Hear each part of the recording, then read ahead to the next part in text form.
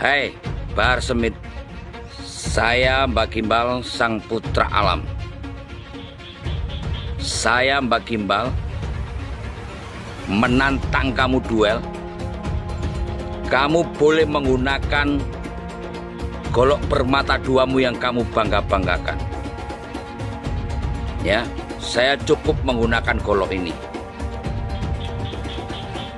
Kita duel 1 lawan 1. Bahar, kamu hakim bukan, ulama bukan, MUI bukan, kamu ini ngajah-ajah dari kiri ke kanan. Lucu banget.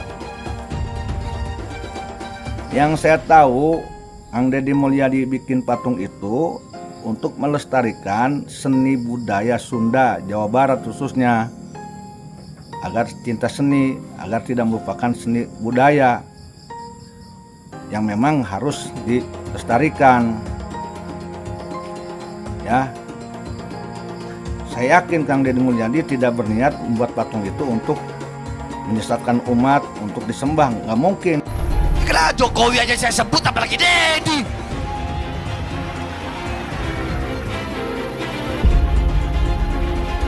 Betul, betul, betul. Saya nggak ada urusan, saya nggak ada urusan, nggak ada urusan saya. Iblis saya makan kok. Deddy lagi. Dengar-dengar mau nyalon gubernur dia. Mau nyalon dia ya, dengar-dengar. Kalau dia sampai jadi gubernur, kemarin Purwakarta jadi kota kemusyrikan. Kalau dia sampai jadi gubernur Jawa Barat, maka Jawa Barat akan dia bikin jadi apa? Jadi daerah yang penuh dengan kemusyrikan, saudara-saudara. Kita bangsa Indonesia tidak boleh diam melihat fenomena ini. Kenapa? Ada indikasi mereka mau menjajah Indonesia. Indikasinya jelas sekali. Ada yang bagian memalsukan kuburan. Di mana-mana dibikin kuburan-kuburan palsu. Alhamdulillah, menurut keterangan beliau juga sudah banyak yang dibongkar. Yang kedua, berita-berita khurafat, dongeng-dongeng khurafat. Untuk apa? Ini yang namanya Ba'alawi, leluhurnya luar biasa, bisa hijrah Mi'raj 70 kali, bisa memadamkan api neraka yang nggak pakai akal. Itu sesuatu yang luar biasa dan dahsyat. Mereka pun menjadi takluk, tunduk, siap diperintah apapun. Tujuannya itu. Dan yang lainnya, ada yang membuat provokasi-provokasi. Saya bersama rakyat, kita dengan rakyat. Jangan coba-coba ganggu rakyat, seakan-akan berpihak kepada rakyat. Dia mengadu domba kita pribumi, sementara mereka akan memetik hasilnya. Saya sebagai putra Indonesia, was-was, ngeri, dan waspada. Ini ternyata doktrin-doktrin ini tidak sembarangan. Klaim-klaim mereka sebagai keturunan Nabi ternyata ada tujuan-tujuan untuk menguasai Indonesia. Ini pembongkaran kepalsuan terjadi di mana-mana. Saat ini banyak orang baru sadar telah terjadi penyebaran kebohongan bahwa mereka yang bergelar Habib di Indonesia adalah keturunan Nabi Muhammad dan karenanya bersih dari dosa. Pembongkaran makam Habib palsu juga terjadi. Tentu saja tak semua pemuka Islam yang sebenarnya non-Habib setuju dengan pembongkaran kebohongan ini. Salah satu yang menolak adalah Ustadz Abdul Somad. Pertama-tama menolak Habib, lama-lama menolak Islam, ujung-ujungnya ke sana, ujar Abdul Somad. Ya, Ustadz Somad seperti biasa berlebihan lah. Mempertanyakan Habib sama sekali tak berarti mempertanyakan Islam. Kita semua hanya ingin tahu, benarkah para Habib di Indonesia itu keturunan Nabi Muhammad atau bukan? Nasab Ba'alawi di Indonesia tak tersambung ke Nabi Muhammad. Yang percaya sama mereka, ngikutin mereka, mudah-mudahan di akhirat insya Allah dikumpulkan bersama mereka. Tapi yang percaya sama Imat, sama Fuad Pleret, sama Mama Gufron, mudah-mudahan di akhirat dikumpulin sama dia. Lu bayangin seremnya tuh dikumpulin sama Gufron. Gak usah ribet-ribet, kita almarhumah aman ahad, seseorang akan dikumpulkan bersama yang dia cintai. di mana Anda berada, di situ nanti golongan Anda di akhirat. Maka mudah-mudahan kita semua disatukan oleh Allah Subhanahu wa taala. Perlu ana luruskan. Dan Robito juga harus tahu. Robito berpegang teguh kepada Thariqah Ba'alawi. Silahkan buka kitab Manhajus Sawi. Itu Manhajus Sawi, kitab Thariqah Ba'alawi. Di situ kan Syabil Hasan As-Sindi ketika beliau ditanya, "Arifun jahilun afdal min sab'ina alim." Atau satu syarif yang bodoh itu lebih utama daripada 70 orang yang alim. Itu yang berkata Syabil Hasan As-Sindi. Tuh. Jadi harus tahu, jangan ente pikir itu omongan anak, bukan. Syabil Hasan As-Sindi, silakan buka kitab. UAS ketika percaya bahwa Habib itu cucu Nabi, minimal dia punya dalilnya. Dalilnya mana UAS? Bahwa Habib itu cucu Nabi. Saya menantang UAS untuk memberikan dalil. Hei Imaduddin Usman, ini dalil Habib cucu Nabi. Ini sahih. Selama ini tidak ada. UAS jadi mukibin silahkan saja. Tapi jangan bodohi jamaahnya. Kenapa Ustaz Abdul Somad tidak mengikuti Al-Quran? Al-Quran melarang kita untuk mengikuti sesuatu tanpa dalil. Tapi Ustaz Abdul Somad kemudian jamaahnya diminta oleh dia agar mengikuti bahwa Habib itu adalah cucu Nabi tanpa ada dalil. Yang jelas adalah apa yang dikatakan oleh UAS bahwa tidak percaya kepada nasab habaib itu sama dengan tidak percaya pada Islam, itu tidak ilmiah, tidak berdasarkan ilmu pengetahuan, dan membawa jamaahnya kepada taklid buta yang dilarang oleh agama Islam. Lama menolak Habib, nanti lama-lama menolak Islam. Pak Habib Bahar yang sangat kontroversial itu kakinya diciumin oleh santri-santri yang ngantri jalan bebek. Sakit hati ketika melihat ada orang keturunan Yaman kemudian disujudi, diciumi kakinya oleh orang-orang pribumi pesek. Bayangkan kemudian ada ulama-ulama Nusantara yang harus cium tangan, cium kaki terhadap Habib-Habib yang berjejer duduk di sofa dengan begitu megahnya. Mereka marah, mereka sakit hati. Karena apa? Karena ada orang sujud di depan orang lain atas nama keturunan Nabi. Ada Habib yang mengatakan, bangsa ini bisa menjadi bangsa yang kuat, yang teguh, tidak kena bencana dan sebagainya karena mencintai para habaib. Para habaib, kan beliau Habib, Pak Novel Al-Idrus. Kemudian dikatakan, siapa yang berani mengkritik, mengkoreksi Habib, maka dia seperti iblis. Orang yang mengklaim sebagai keturunan Nabi tiba-tiba mengatakan kalau ada orang yang mengkoreksi habaib, maka mereka itu adalah iblis atau serupa dengan iblis. Pak Novel Al-Idrus.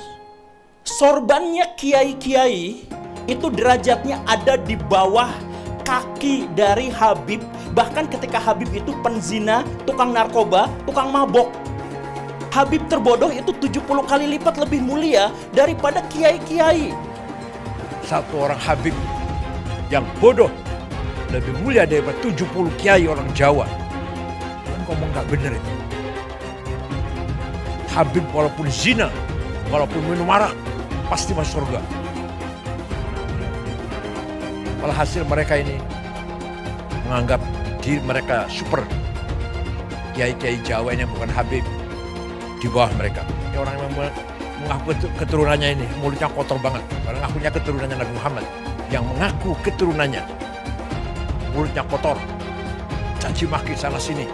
Habib bodoh itu masih lebih utama daripada orang yang berilmu. Kenapa kaki Habib yang maksiat, yang nakal, yang kotor dibandingkan kepala kiai yang pakai sorban masih lebih mulia? Kenapa kaki Habib yang maksiat tersebut? Satu kaki Habib itu lebih tinggi, lebih mulia dari 70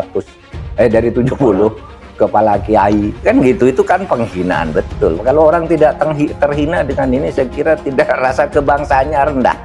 Karena itu dinyatakan, harusnya ditegur lah. Habib itu meskipun mabuk, berzina, itu jangan dimarahi. Karena kalau Habib itu pasti masuk surga. Nah, yang berarti itu membodohi.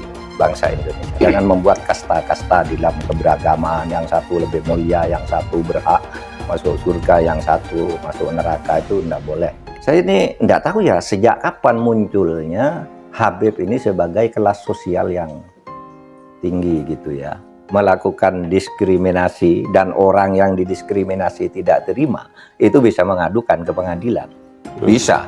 Itu pelanggaran, itu tindakan melanggar hukum. Menganggap satu ras, satu suku lebih rendah dari kelompok lain. Habib gila kok, kalau turun Nabi gila sekalipun tidak apa-apa itu masuk surga, kan gitu.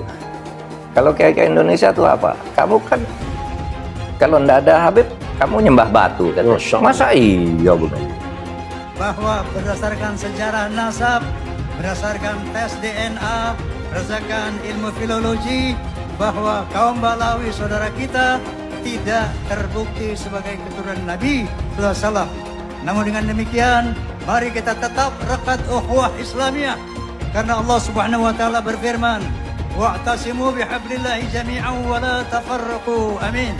Saya katakan saya mendukung Rhoma Irama untuk mengklarifikasi soal Habib ini.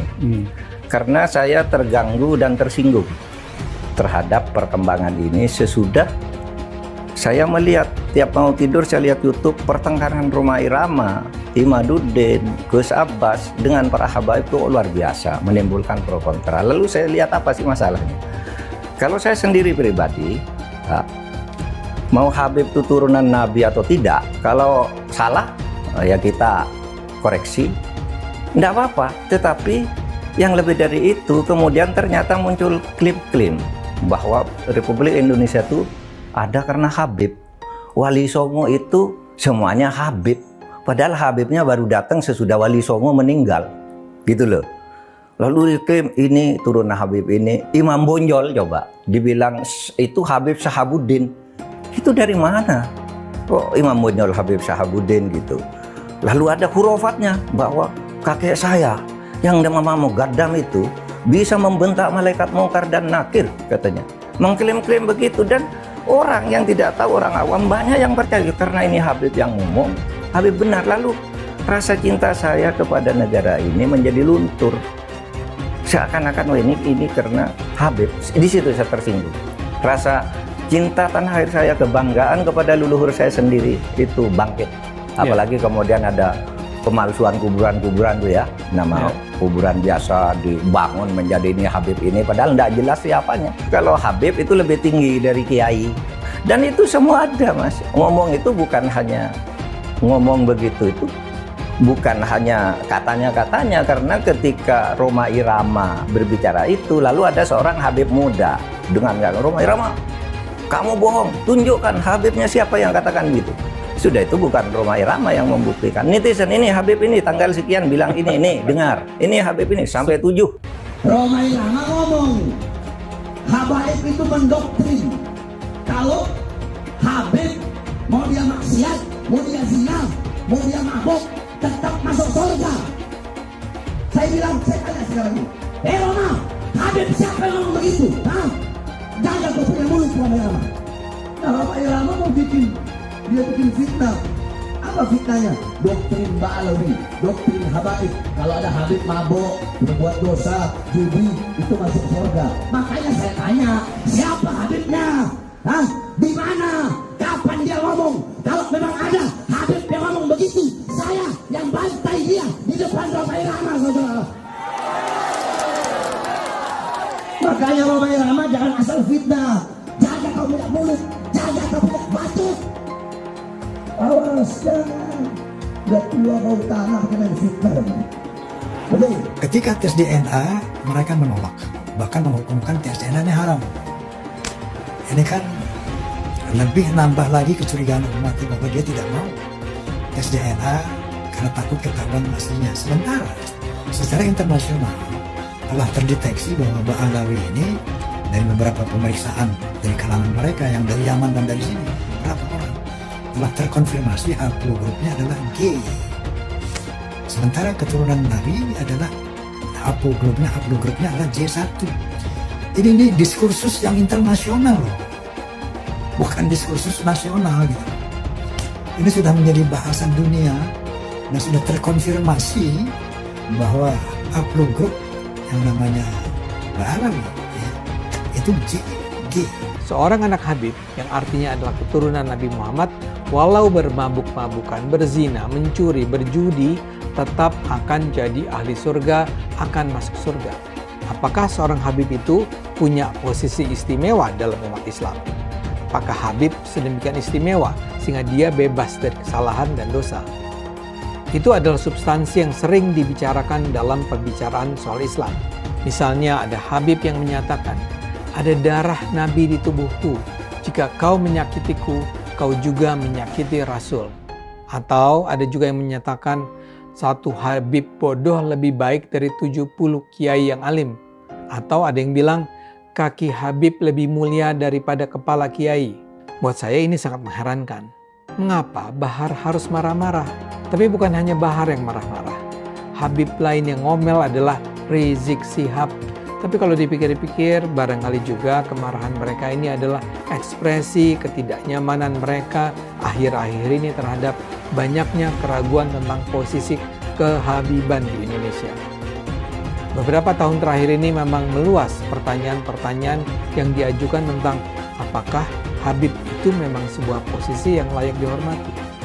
Bahkan ada studi ilmiah yang menunjukkan bahwa para Habib di Indonesia hampir pasti bukanlah keturunan Nabi Muhammad. Sangat mungkin ini semua mengganggu kenyamanan mereka. Habib itu tidaklah sakral dan dapat dihukum Tuhan karena ia berdosa.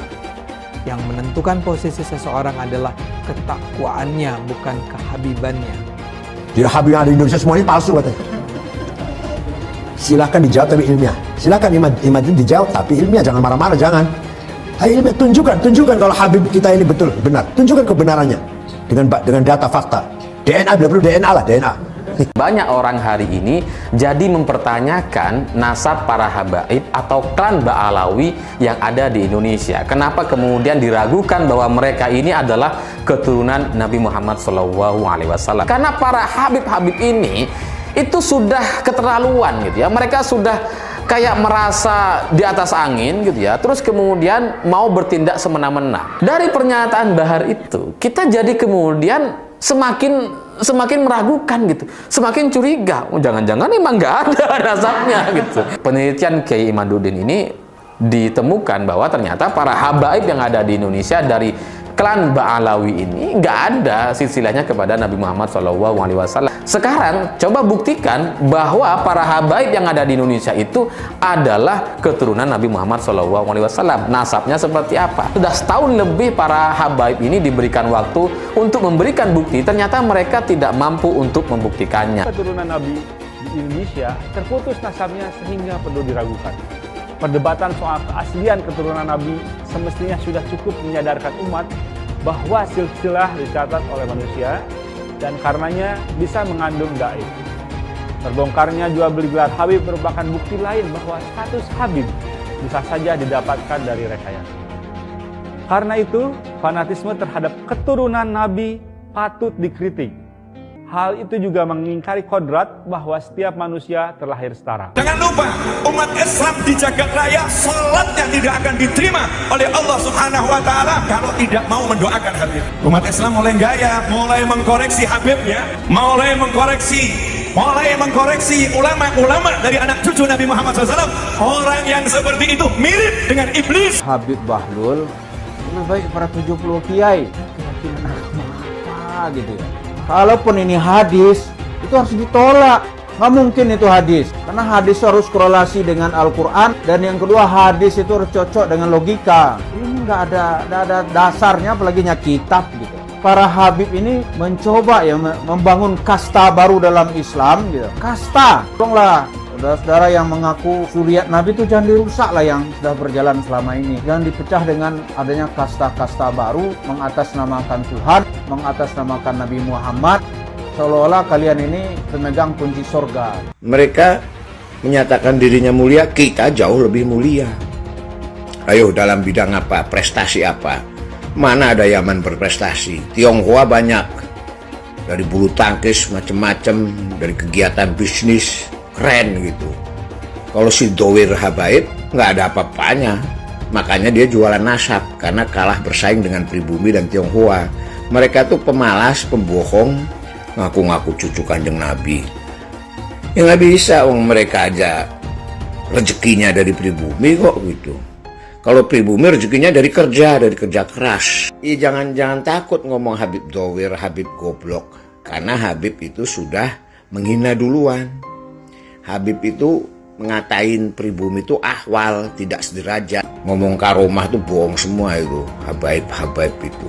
Memadamkan api neraka jahanam mi'raj berapa kali, 70 kali sehari. Datuknya itu bisa membuat rantai emas dari yang dibentangkan dari langit ke bumi. Ya kan goblok gitu. Itu gitu, goblok gitu. Nggak masuk akal gitu. Kenapa? Goblok ya nggak apa-apa, gue bilang goblok Habaib. Karena Habaib sudah mengatain gua ahwal, sudah mengatain gua tidak sederajat. Satu Habib, walaupun Habibnya jahlun, maksudnya bodoh kata Iwan, itu ukurannya perbandingannya amat 70 kiai yang alim. Kami adalah majikan kalian, kami adalah pemilik bangsa, kami adalah pemilik kedaulatan Indonesia. Murid kiai nanti jadi kiai, bahkan bisa lebih dari kiai.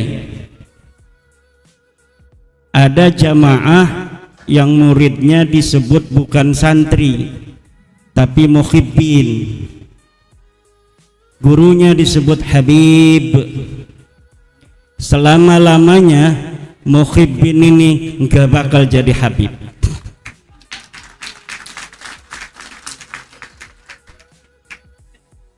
Biasanya kalau ada santri, gurunya mendengar santrinya jadi kiai, gurunya senang dan bahagia, betul. Tapi kalau ada Habib punya murid muhibbin, dia dengar muhibbinnya sekarang udah jadi Habib, kira-kira senang apa enggak dia? Itu bisa dipersekusi, saudara, betul enggak? Ajaran Islam sebagaimana yang diajarkan oleh Al-Hasan Ibnul Hasan radhiyallahu anhu, in ata'na Allah fa ahibbuna wa in asayna Allah fa abghiduna. Kalau kami keturunan Rasulullah ini taat kepada Allah, maka cintai kami. Kalau kami bermaksiat kepada Allah, maka bencilah kami. Ini ajaran daripada keturunan asli Rasulullah pakai sod, yang sudah lulus tes baik secara kitab-kitab nasab, mungkin juga pada waktu itu sudah lulus DNA. Di media sosial kita sering dijejali oleh nada-nada minor dari ajaran Islam yang dibungkus ajaran Islam, tapi sebenarnya itu bukan ajaran Islam. Fadilatun nasab alal ilmi, ini adalah ajaran-ajaran yang tidak berdasar dan berasas kuat daripada dalil-dalil agama. Dalil-dalil agama sudah jelas. Yarfa'illahu alladhina amanu minkum walladhina utul ilma darajat. Jelas orang yang beriman dan berilmu adalah orang yang paling tinggi derajatnya. Tapi banyak di kitab-kitab yang di kalangan orang-orang yang mengaku sebagai keturunan Rasulullah walaupun belum terkonfirmasi. Bahkan di dalam ajaran Al-Quran, orang-orang yang menisbatkan dirinya kepada Rasulullah, apabila dia berbuat maksiat, maka maksiatnya itu yudha'af lahal adzabu dhi'fain, akan ditikelkan, akan dilipatkan kesalahannya itu, dianggap akan diberikan 2 kali siksa. Kalau orang-orang yang tidak ada kaitan dengan Rasulullah bermaksiat 1, maka dia akan mendapatkan dosa 1. kalau orang-orang yang menisbatkan diri kepada Rasulullah bermaksiat, maka dosanya 2. Dan setiap narasi yang berbeda dengan Al-Quran ini ditolak mentah-mentah. Nasab, Al-Quran telah mengatakan fala ansaba, tidak ada nasab di hari kiamat yang akan bermanfaat. Setiap ada dalil-dalil di bawahnya yang bertentangan dengan itu, patut diduga bahwa dalil-dalil itu adalah dhaif. Orang alim yang bukan keturunan Rasul itu lebih tinggi derajatnya daripada orang yang bodoh yang dia bernisbat bernasab kepada Rasulullah Muhammad sallallahu alaihi wasallam. Hampir seluruh ulama-ulama berpendapat hal yang sama, bahwa syaraful ilmi yafuqu ala syarafin nasab. Yang aneh, orang yang gak punya nasab bela-bela narasi bahwa nasab lebih utama daripada ilmu. Aneh ini. Ada orang ngajak-ngajak perang, megangin mic, teriak-teriak, siap perang, siap, siap perang, siap. Ya perang sama siapa? Kita kagak ada musuhnya, betul? Perang sama siapa? Perang sama polisi, bugot ente.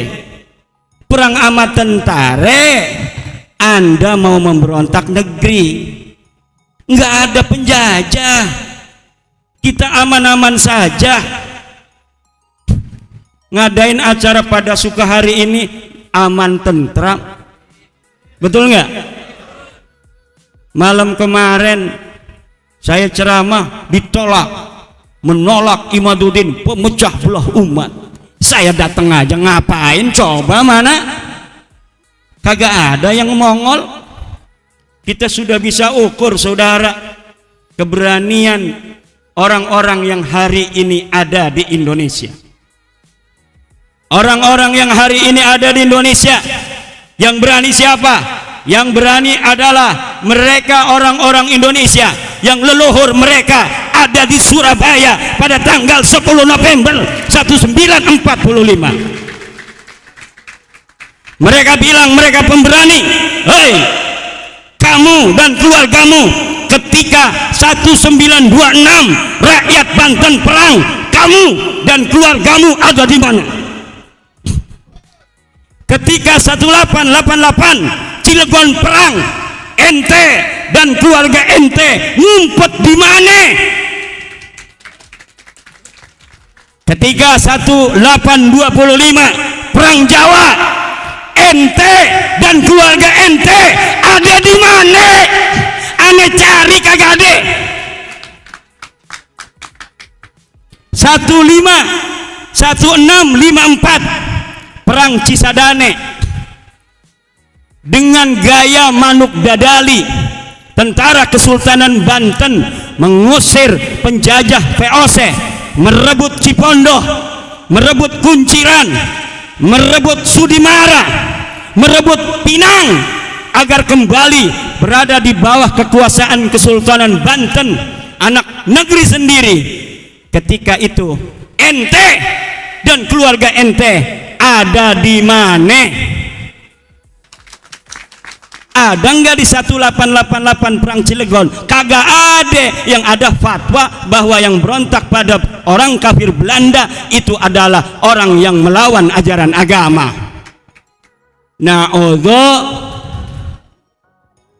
Itulah tadi kesombongan Bahar bin Smith yang dibungkam oleh Ki Alam yang menantang untuk beradu duel. Ketika ulama pribumi diinjak-injak, Ki Alam tidak terima dan semua masyarakat Indonesia tidak terima akan perlakuan dari para kabib-kabib yang menganggap dirinya dzurriyyah Rasulullah SAW.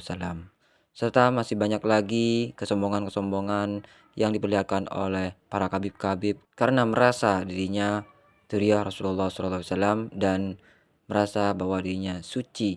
Padahal perilaku dari mereka banyak sekali yang menyimpang dari syariat Islam. Semoga dengan tayangan ini bisa mencerahkan kita, terutama kepada para mukibin-mukibin yang masih terbelenggu akan doktrin-doktrin khurafat dari para kabib-kabib. Bagaimana menurut pendapat teman-teman semua? Silahkan lanjut di kolom komentar.